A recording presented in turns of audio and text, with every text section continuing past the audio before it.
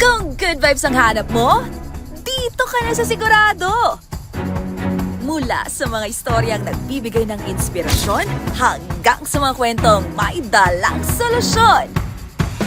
Mga balitang pampagaan ang pakiramdam at pampaganda ng araw. Hindi lang basta good news, kundi the better news. Mula Lunes hanggang Biyernes, 1:00 ng tanghali sa DZRH TV. Magandang araw Pilipinas! Nasa ang sulok ka man ng bansa, kasama ka sa aming misyon, ang ibahagi ang good news. Sa programang hindi lang basta balita ang hatid, kundi mga kwentong puno ng pag-asa, inspirasyon at mahalagang kaalaman.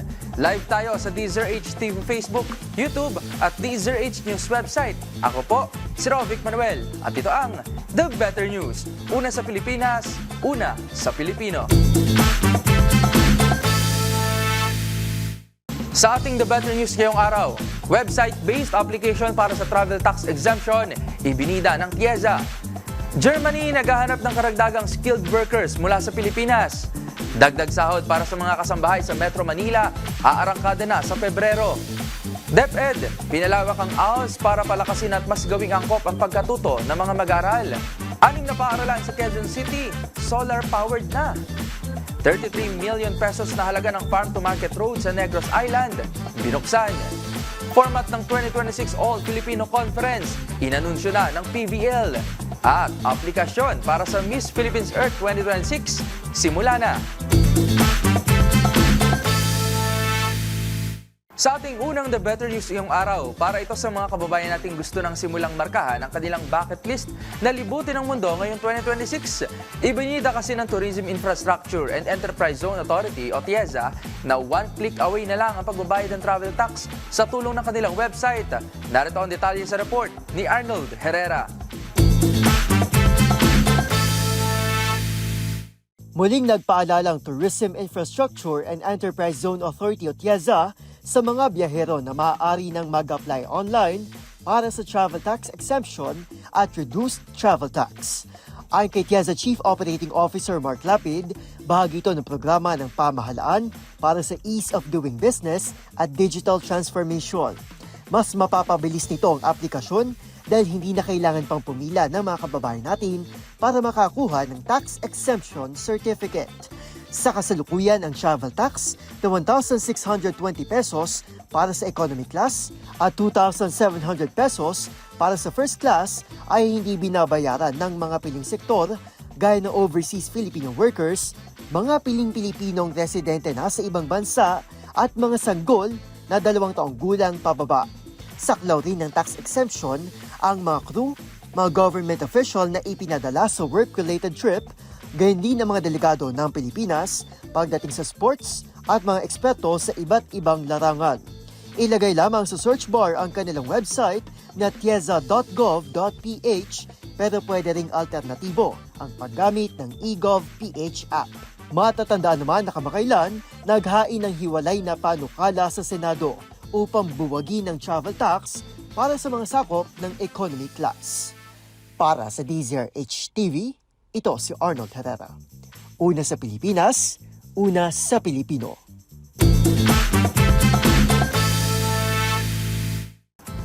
Good news naman tayo para sa mga kababayan nating naghahanap ng oportunidad abroad. Nangangailangan kasi ngayon ang bansang Germany ng mas maraming skilled workers mula sa Pilipinas, lalo na sa industriya ng mechanics, technology at electrical works. Sa kasalukuyan, tinatayang nasa 45,000 na ng mga OFW sa Germany kung saan ang karamihan ay nasa healthcare sector. Narito ang report ni Mili Borja. Nangangailangan ng Germany ng karagdagang skilled workers mula sa Pilipinas, partikular sa larangan ng mechanics, technology at electrical works.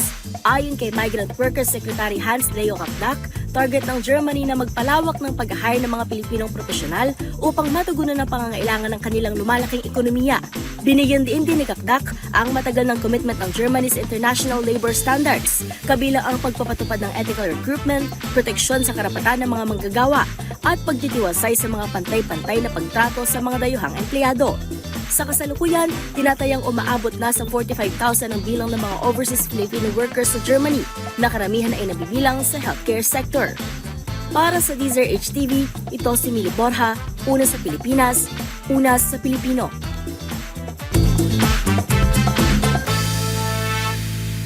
Heto naman, good news para sa ating mga kasambahay sa Metro Manila. Dahil aprobado na ng National Wage and Productivity Commission ang inyong dagdag sahod na magiging epektibo na sa susunod na buwan. Kung magkano ang itataas na yan, alamin sa report ni Dustin Bayog. Magkakaroon na ng dagdag sahod ng mga kasambahay dito sa Metro Manila na epektibo sa darating na Pebrero. Ito ay matapos aprobahan ng Department of Labor and Employment o DOLE ang 800 pesos na aumento sa sahod ng mga kasambahay. Ibig sabihin, mula 7,000 na minimum wage ay 7,800 na ito sa darating na February 7. Sakop ng naturang wage hike ang mga kasambahay na gumagawa ng mga domestic work gaya ng general househelp, kusinera, hardinero, labandera at iba pa. Saklaw din ito mga kasambahay na nasa ilalim ng Private Employment Agency o PEA kung saan ay obligado ito na dagdag ng naturang sahod pati ang pag-update ng kontrata. Samantala ayon sa Regional Tripartite Wages and Productivity Board ay mananagot ang mga PEA at mga pribadong pamilya na hindi tatalimas sa naturang wage adjustment. Para sa Deezer HTV, ito si Dustin Bayog, una sa Pilipinas, una sa Pilipino. Samantala, mas pinalawak pa ng Department of Education o DepEd ang Alternative Learning System o ALS sa Pilipinas. Ayon sa DepEd, layunin nitong mas agawing angkop, lehitimo at naaayon sa curriculum ang ituturo simula sa school year 2026 to 2027. Ang mga detalye, panoorin sa report na ito. Pinalawak ng Department of Education o DepEd ang Alternative Learning System o ALS upang magbigay ng mas flexible at lehitimong learning pathways para sa out-of-school children, youth at adults na nakaayon na sa K-12 at life skills. Ayon kay DepEd Secretary Sani Angara, ang revised ALS curriculum ay ganap na ipatutupad sa buong bansa simula sa school year 2026 to 2027. Sabi ni Angara na ang bagong curriculum ng ALS ay ihahanay sa mga programang basic literacy at nakaayon sa K-12 habang pinapahusay ang mga kasanayan sa buhay at kakayahang magtrabaho. Giit pa ng kalihim, patunay ang mga reforma na walang edad ang edukasyon kasabay ang pagdidiin na ang ALS ay ganap na alternatibong landas at hindi pansamantala lamang para sa mga gustong makapagtapos. Para sa Deezer HTV, ito si Rovic Manuel, una sa Pilipinas, una sa Pilipino. Umakyat na sa 6 na pampublikong paaralan ang pinaandar ng solar energy sa Quezon City. Alinsunod yan sa kampanya ng pamahalang lungsod para sa renewable at sustainable energy. May pinagsama itong kapasidad na 600 kilowatt peak at inaasang makatitipid ng aabot sa 5 milyong piso kada taon. Kabilang na dito ang Novaliches High School, San Agustin Elementary School, Manuel Rojas High School, gayon din ang Camp General Emilio Aguinaldo High School, Quirino High School, pati na rin ang Carlos P. Garcia High School. Target ng LGU na ilaan sa pampapalakas ng sektor ng edukasyon ang matitipid na pondo. Patuloy naman ang pagkakabit ng solar panel sa 19 pang mga eskwela sa lungsod. Ayon sa kagawaran, makatutulong ito na mas lalong mapabilis ang padadala ng ani ng mga magsasaka at upang mapataas din ang kanilang kita. Ang mga detalye ihahatid ni James Galange.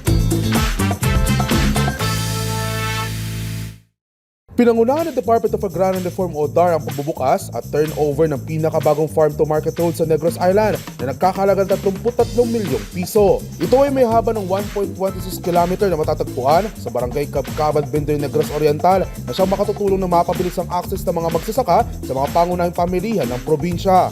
Ayon kay DAR Negros Island Regional Director Lucrecia S. Taberna, inaasang mapapatas nito ang kita at mas mapapabilis ang pagdadala nila ng ani sa mas ligtas na paraan sa mga merkado. Maaari nitong mapababang daily harvest cost ng mga magsasaka, lalo na pagdating sa transportasyon at may iwasan na rin ang delay sa pag-aangkat ng kanilang mga produkto. Ang naturang proyekto ng DAR ay bahagi ng kanilang kampanya na mapaigting ang food security sa bansa sa pamamagitan ng pagpapadali ng buhay ng mga Agrarian Reform Beneficiary o ARBs. Anila, sa pamamagitan ng improving rural connectivity, ang proyekto ay makatutulong sa pagbuo ng mas maasang agricultural supply chain na kapakipakinabang para sa mga magsasaka at mga consumer. Para sa Deezer TV, ito si James Galange, una sa Pilipinas, una sa Pilipino. The better news naman tayo sa mundo ng volleyball. Inanunsyo na ng Premier Volleyball League ang format para sa 2026 All-Filipino Conference na magsisimula sa January 31. Magugunita na 10 koponan na lamang natitira sa naturang liga kasunod ang pag-disband ng Cherry Tigo at leave of absence ng Petrogas. Para sa Balitang Sports, ihatid yan ni Matchpoint Mili Borja. Inilahad ng Premier Volleyball League ang format ng 2026 All-Filipino Conference na magsisimula na sa January 31. Bababa sa 10 koponan ng lalahok sa torneo matapos mag-disband ng Cherry Tigo at mag-leave of absence naman ng Petrogas. Sa kabila nito, tiniyak ng liga na mananatiling balanse at kapanapanabik ang kanilang flagship tournament. Ayon sa PBL, ang sinumang kupunan na makakalinis o makakasweep sa singles round robin eliminations ay agad na makakapasok sa semifinals bilang premyo sa isang perfect record.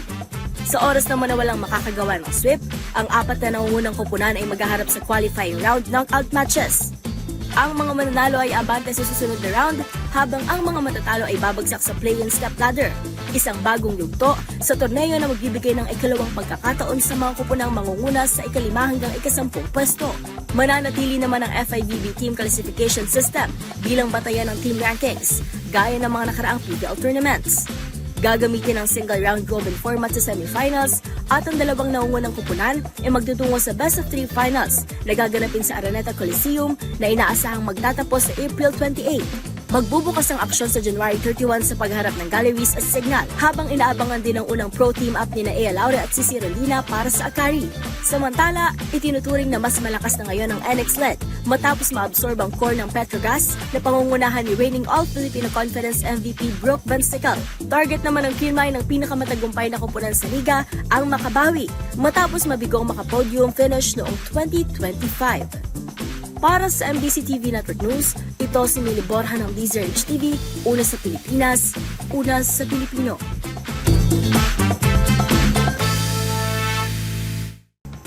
Usapang pageantry naman tayo. The search is on para sa mga nangangarap maging susunod na Miss Philippines Earth. Kung ano-ano ang qualification at requirements, alamin sa report ni Showbiz Angel. Bukas na ang aplikasyon para sa mga nag-aasang maging pambata ng Pilipinas sa Miss Earth Pageant.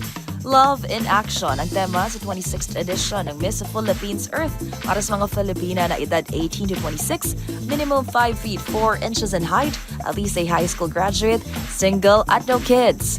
Bukod naman sa application form na makikita ang link sa social media account ng Miss Philippines Earth, kabilang din sa mga requirement ay scan copy ng birth certificate, high school or college diploma, kayo din ang latest photos ng naka-swimsuit and long gown at isang 1-minute introduction video at kung bakit ikaw ang karapat-dapat na maging susunod na Miss of Philippines Earth. Ipadala lamang ito sa secretariat@missphilippines@gmail.com o maaaring personal na magsumite ng aplikasyon sa opisina ng Miss Philippines Earth sa Mandaluyong City. Magunita na November last year, nagtapos sa top 8 ng Miss Earth Pageant ang Pinay beauty queen na si Joy Barcoma. Para sa DZRH TV, ito po ang Showbiz Angel, una sa Pilipinas, una sa Pilipino. At dyan na po nagtatapos ang aming paghahatid ng mga balitang siguradong pampagaan ng pakiramdam, pampaganda ng araw at pampasigla ng inyong buhay. Magsama-sama muli tayo bukas para sa panibagong hanay ng mga kwentong hindi lang basta good news, kundi the better news. Para naman sa ating mga viewer online, huwag kalilimutang mag-comment ng inyong feel-good stories sapagkat ang maliit na kwento ngayon maaaring maging malaking inspirasyon bukas. Ito ang The Better News. Ako si Raul Vic Manuel ng DZRH TV, una sa Pilipinas, una sa Pilipino.